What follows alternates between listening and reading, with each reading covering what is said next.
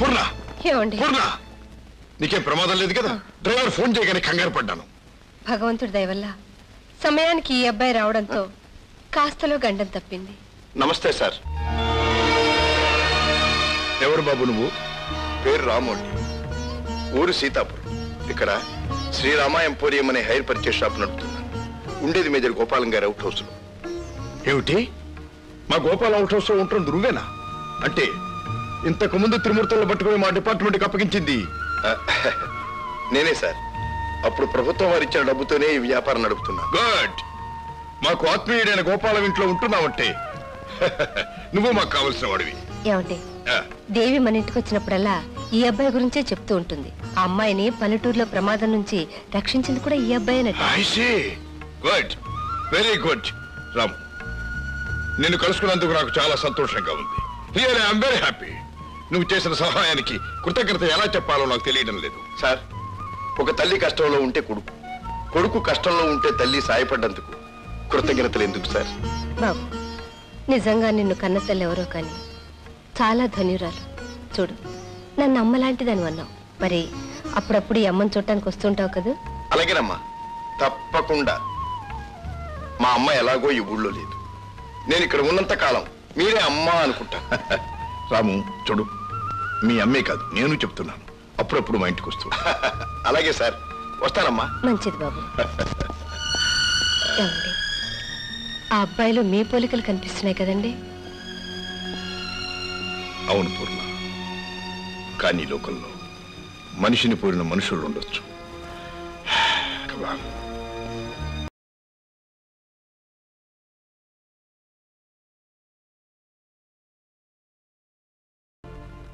బాబురాము నువ్వింత ప్రయోజకుడు అయినందుకు నాకెంతో ఆనందంగా ఉందిరా మనకున్న అప్పులన్నీ తీర్చేసి వ్యాపారంలో చక్కగా సంపాదిస్తున్నందుకు నాకెంతో సంతోషంగా ఉంది అవును ఎవరికిరా పక్షవాతం వచ్చింది నేను వెంటనే రావాలి వైద్యం చేయాలని రాశావు అమ్మా అన్నపూర్ణమ్మ గారని నువ్వు లేని లోటు తీర్చిన అమ్మగారు ఒకరున్నారమ్మా వారికి ఎలాగైనా నువ్వు నయం చేయాలమ్మా తప్పకుండా సీతాపతి అమ్మని అన్నపూర్ణమ్మ గారి దగ్గర తీసుకెళ్ళు నేను షాప్ వెళ్ళి వస్తాను అలాగే పదమ్మా నిజంగా మా రాముకి మీరంటే ఎంతో అభిమానం అమ్మా అన్నపూర్ణమ్మ గారిని చూస్తుంటే అమ్మా అని పిలవాలనిపిస్తుంది అని ఎన్నిసార్లు చెప్పాడో అవును గౌరమ్మ ఏ జన్మలోనో ఏదో అనుబంధం ఉండి తీరాలి నాకు ఇలా జరిగిందని తెలియగానే ఎంతో హడావుడి చేసి నిన్ను పిలిపించాడు నువ్వు కూడా చాలా శ్రమపడి అక్కడి నుంచి వచ్చావు అదే మాట అమ్మగారు సాయపట్టం శ్రమపట్టం అవదమ్మా రంజిత్ గౌరమ్మ గారని మన రాము తల్లిగారు ఆవిడకి పసర వైద్యం బాగా తెలుసట హస్తవాసి కూడా చాలా మంచిదట చెల్లాయికి నయం చేయించడానికి రామయ్య స్వయంగా పిలిపించాడు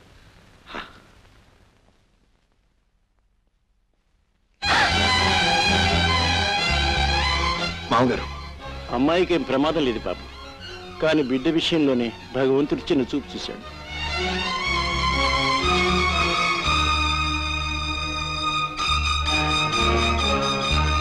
గౌరమ్మ గారు మీరేనా అవునండి నమస్కారం మీ వైద్యం గురించి విన్నాను ఎలాగైనా నా భార్యకు నయం చేసి పుణ్యం కట్టుకోండి నేను ఈ ప్రపంచంలో బ్రతకటానికి నాకు వేరే అండ ఆధారం లేదు ఉన్న ఒక్కగానొక్క కొడుకు నాకు దూరం అయిపోయాడు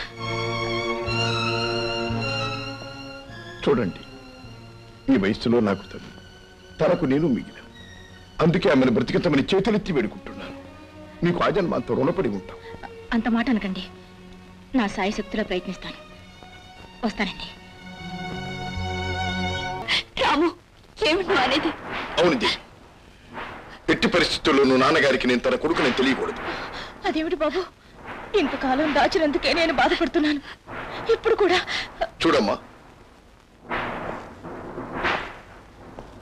నేను పుట్టక ముందు జ్యోతిష్యుడు చెప్పిన మాట నిజమో కాదో నాకు తెలియదు కానీ నేను తన కొడుకు నేను తెలియగానే నన్ను కన్న తల్లి చచ్చిపోయింది కాబట్టి ఈ విషయం నాన్నగారికి కూడా తెలియకూడదు నేను తన కొడుకు నేను తెలియకూడదు ఇదే నా నిర్ణయం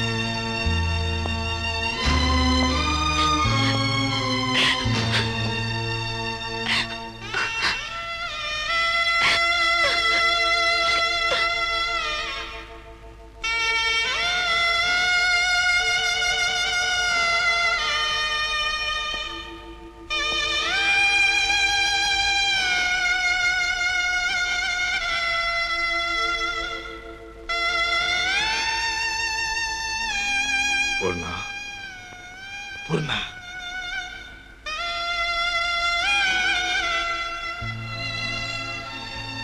నువ్వు నాకు అన్యాయం చేశావు పూర్ణ. కన్నవాళ్ళు మనకున్న వాళ్ళు అందరూ వెళ్ళిపోయినా ఆఖరి వరకు నాకు నువ్వు నీకు నేను అని అనుకున్నాం కదా. మరి నన్ను ఒంటరి వాడిని చేసి ఎందుకు వెళ్ళిపోయావు పూర్ణ? ఎందుకు వెళ్ళిపోయావు? You have done injustice to me. You have done injustice to me. You have done injustice.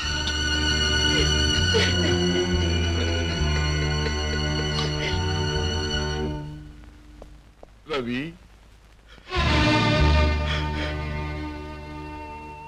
మనల్ని అన్యాయం చేసి నన్ను ఒంటరిని చేసి మీ అమ్మ వెళ్ళిపోయింది బాబు.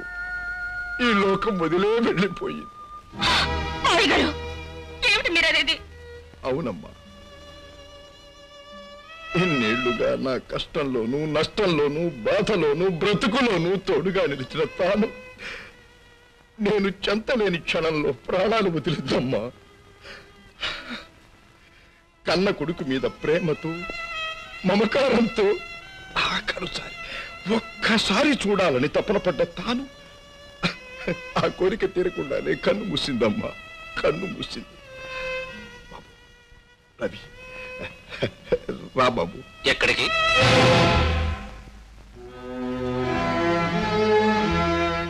కొడుకుగా తల్లికి తలకొరివి పెట్టవలసిన బాధ్యత నిర్వర్తించటానికి బాబు. ఓ, కొడుకు అవసరం నెమ్మది నెమ్మదిగా తెలిసొచ్చి డ్రామా కబుర్లాడుతున్నావా?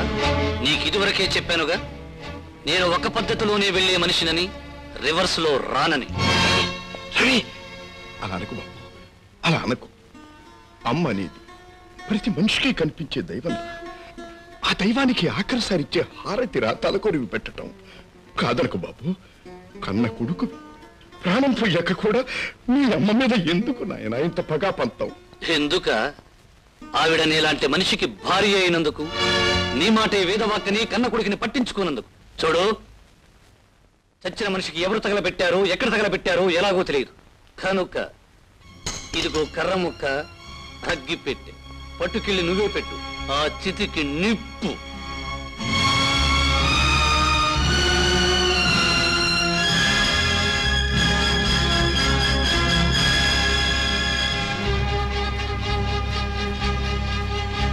మిస్టర్ రంజిత్ కుమార్, అవి నీ చేతికి ఇవ్వకుండా నేల మీదకి ఎందుకు విసిరేశానో తెలుసా? అవి అందుకోవడానికైనా నువ్వు నా ముందు తల వంచి తీరాలి. సింహం లాంటి ఆయనకు కుక్క లాంటి నీ ముందు తల వంచాల్సిన అవసరం లేదు. నువ్వు తల ఎత్తినా చూడలేనంత ఎత్తుకు ఎదిగిపోయిన ఆయనకు నీ ముందు తల వంచాల్సిన కర్మ పట్టలేదు, పట్టదు. రవి, జన్మ ఇచ్చిన తల్లి రుణం తల కొరిగి పెట్టేలా కొంత తీర్చుకోగలుగుతాడు కొడుకు. అది కూడా చెయ్యని నీలాంటి మూర్ఖుని సృష్టించినందుకు ఆ భగవంతుడే తల దించుకోవాలి.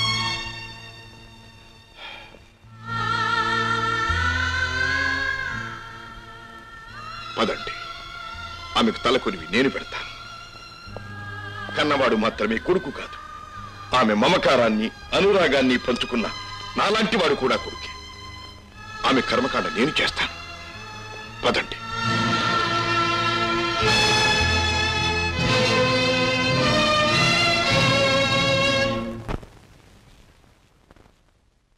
అమ్మా, అగ్గిపెట్టి పట్రా.